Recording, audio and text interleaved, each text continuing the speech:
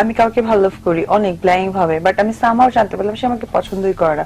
ভালোবাসাটা মানুষের রন্ধে রন্ধে থাকে, বাট ডিপেন্ড অন যে সম্পর্কটা, রিলেশনশিপটা কোনটাকে মেইনটেইন করে।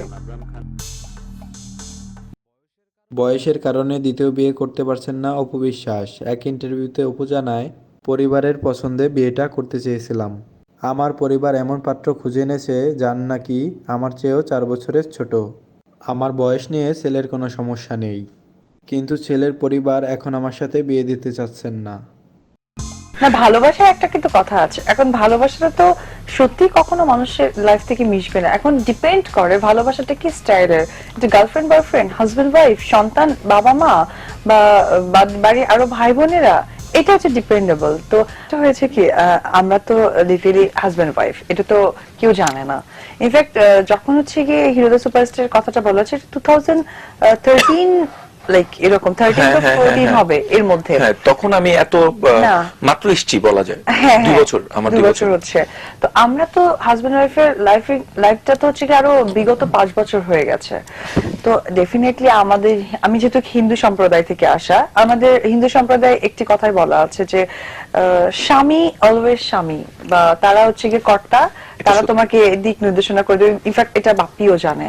তো যেটা হয়েছে যে এটা আমার পরিবার থেকে সবসময় বলা যে তুমি যে কাজটা করো, তোমার তো লাকি যে সাকিব তোমাকে কাজ করাচ্ছে, যে তুমি কাজ করতে পারছো সিনেমায়, তার মধ্যে সবসময় অসম্ভব না, সেটা যার কারণে হয়েছে কি যে আমি যেহেতু আমি বাপিকে চিনি না, আমি ব্যাংককে গেছি, তখন হচ্ছে কি আমাদের প্রোডাকশনের একটা সিনেমা ছিল, ও একটু হাই টেম্পারেচার, একটু টেনশন, তারপরে আমি আবার একটু শপিং করে আসছি, ওর সাথে আমি কথাগুলো কমিউনিকেট করতে পারিনি, ও কি মুডে আছে। এখন আমি কথা বললাম, ইনফ্যাক্ট তার সাথে আমার পরিচয় নাই, ল্যাপটপ ব্লাস্ট করবে 1616 নাম্বারে এই মুহূর্তে এতগুলো টেক্সট একসাথে এসেছে।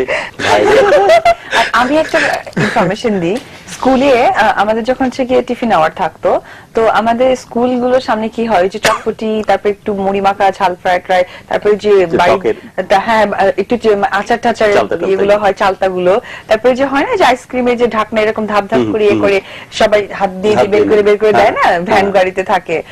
তো আমরা তো 7 বান্ধবী একটা টিম ছিলাম।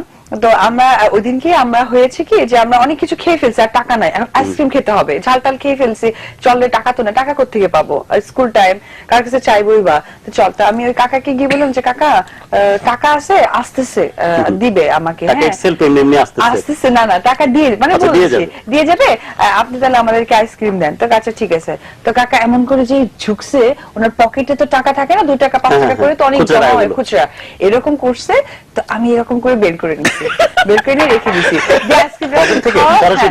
বুঝতে পারেননি বয়স্ক লোক এরকম করে হিলে হিলে নেয় না, হিলতে তো পকেটটা এরকম হয়ে গেছে, এভাবে বের করে নিছি, বের করে নিয়ে রেখে দিছি। তো আমরা 7 বান্ধবী খেলাম, বেশি দামও না আইসক্রিমের, 5 টাকা করে। তো নিলাম, তো 10 না 15 টাকা আসছে একবারে নিলাম। আমি কাকা 15 টাকায় আসছে, এটা রাখেন না, আপনি তো আরো 10 টাকা পাবেন, কালকে দিয়ে দিব। আচ্ছা বা ঠিক আছে। এইটা আমার দেখছো সামনে একটা চটপটেলা একদম পকেট থেকে মিথ্যা কথা বলেন কেন? আমরা বাচ্চা মানুষ, আমাদেরকে শিক্ষা দিবে যে আমরা হচ্ছে এইভাবে খেলাম, আর আপনারা বলতেছেন আমরা চুরি করছি, যে এইভাবে বলে খুব কান্না। পরে তো আমাদের একটা টিচার ছিল, ডেকে আনছে, স্যার দেখেন আমরা এখানে খাই রেগুলার, আমরা বলে পকেট থেকে নিছি। তো এটা গেল, খুব ঝামেলা টামেলা শেষ। এরপরে আমরা কোচিং এ গেছি, কোচিং এ বলে না যে চোর একদিন না ধরা পড়ে, কোচিং এ গেছি। তো কোচিং এ আমি তখন ক্লাস 9 এ পড়ি, লেটিন একটা কোচিং সেন্টার। তো আমরা আবার 7 বান্ধবী মিলেই যাচ্ছি।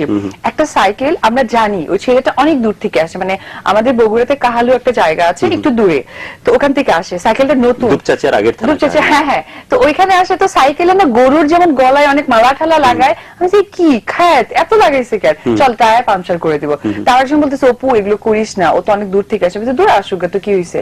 তো টায়ারটা পাংচার করতে গেছি, বাট হয়েছে কি ব্যাপারটা, ওই সাইকেলটা ওই ছেলের একটা ছিল, কিন্তু এটা আর একটা ছেলের সেম সাইকেল, আমরা বুঝতে পারিনি। কিন্তু যে ছেলেটা সেটাকে আমরা চিনি না, নতুন আমাদের ব্যাচে আসছে। তো করতে গেছে গ্রুপের মধ্যে ঢুকছে, আমাদের গ্রুপে আসছে আজকে ফার্স্ট, আমরা জানি না কোচিং এ। হ্যাঁ, তো পরে না না আমরা কোচিং করি একসাথে।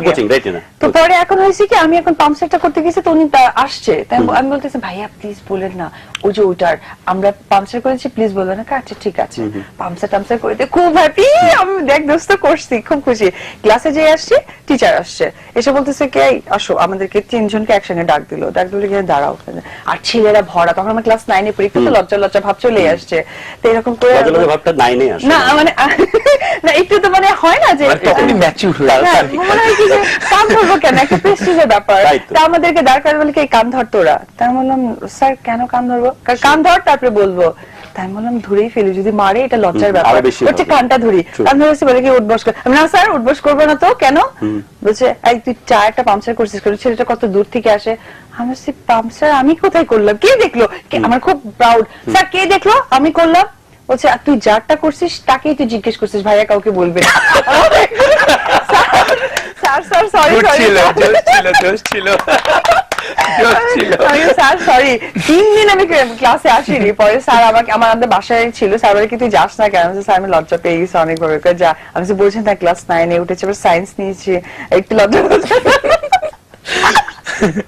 মজা পেয়েছি। স্কুল বা ছোটবেলার লাইফ গুলো না মানে ভাবাই যায় না। মজার ছিল। এটা দারুণ। এবং আমার মনে হয় এবার যারা ফ্যান ফলোয়ার তাদের মনে হয় অনেক কি বলবো আশা নিবৃত হচ্ছে যে আজকের মিষ্টি অপবিশ্বাস কতখানি দুষ্টের শিরোমণি ছিল ছোটবেলায়। এবং তখনই কি কনফিডেন্ট হয়ে যাওয়া, যেভাবে আমি কাকাকে অভিনয় করে কান্নাকাটি করে বুঝিয়ে দিলাম যে আমি টাকাটা নিইনি, বা স্যারকে যেভাবে কনভিন্স করে ফেললাম কান আমি ধরবো না, তাতে কি একটা কনফিডেন্স চলে আসে যে আমি চাইলে মানুষকে কনভিন্স করতে পারি? না এরকম কোনো কনফিডেন্স ছিল না, ওটা জাস্ট ফর ফানি ছিল, বা ওইরকম ওই ধরনের মেন্টালিটিও ছিল না যে এটা না অ্যাক্ট করতে পারে, ইনঅ্যাক্ট করা। ইনঅ্যাক্ট করাটা, হ্যাঁ এটা আমার ভিতরে ছোটবেলা থেকেই ছিল, কারণ আমি অনেক ছোট থেকে আর কি কালচারে আমি ডান্স শিখেছি ক্লাস 3 তে থাকা মুহূর্তে। ইনফ্যাক্ট খুব আমাদের ভালো dance করে। এবং স্কুলে যখন হলুদ পাখি এগুলো হয় তখন আমাকে স্যার এসে বলতে ও দেখবে, ও এটা ইয়ে করবে। ইনফ্যাক্ট আমি ওদেরকে টিচ করাতাম যে তোমরা হলুদ পাখি মিলে কি দুপচাচিয়া হলে কখনো মুভি দেখতে যাওয়া হয়েছে? না, এটা তো আসলে বাসার মেয়ে তো আমি, যার কারণে আমাদের মানে আমার ফ্যামিলি থেকে শপিং এ যেতে দিত না। আমাদের ড্রেস লাগবে একবারে বেশি করে আনতো, এখান থেকে দেখে তোমরা নাও, সো যাওয়া হয় নাই। সিনেমা হলের একটা কাহিনী মনে পড়ছে, 1 মিনিটে বলি। Please, please. সেটা হচ্ছে ঢাকায়, তখন তো আমি নারায়ণগঞ্জে থাকতাম। হ্যাঁ, নারায়ণগঞ্জ থেকে ঢাকায় যাবো, কোনদিন ঢাকায় আসেনি, ঢাকায় এসে সিনেমা দেখবো, ভাবি আলাদা। তখন 5-এ পড়ি, ঠিক আছে। এখন ঢাকায় এসে সিনেমা দেখবো, টাকা পয়সা তাও কি করছি, কিভাবে চুরি করছি টাকা তো দেয় না তখন, এত টাকা একসাথে পাই না, 20 টাকা 30 টাকা এনাফ। ওই রাস্তায় লোহার লক্কর যায় না, আমাদের বাড়ির সামনে লোহার দোকান আছে, ওখান থেকে